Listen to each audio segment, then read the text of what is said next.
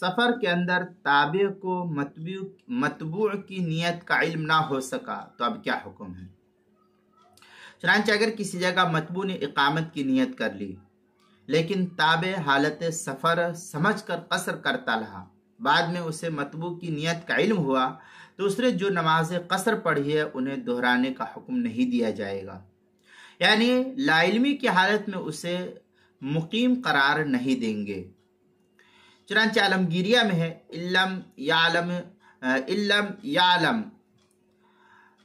يعلم التبع بإقامة الأصل قيل يصير مقيما وقيل لا يصير مقيما وهو الأصح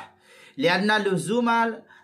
لزوم الحکم قبل العلم به حرجا۔ اس طریقے کی عبارت ہے عالمگیریہ، فتاوی عالمگیریہ کی پہلی جلد صفحہ 141، بدائع الصنائع جو زکریا بک ڈپو دیوبند کا ہندی نسخہ ہے اس کی پہلی جلد صفحہ 276، در مختار جو زکریا بک ڈپو دیوبند کا ہندی نسخہ ہے اس کی دوسری جلد صفحہ 618، جو بیروت کا چھپا ہوا نسخہ ہے در مختار کا اس کی دوسری جلد صفحہ 539، کتاب المسائل پہلی جلد صفحہ 563 پر بھی اس کو نقل کیا گیا ہے۔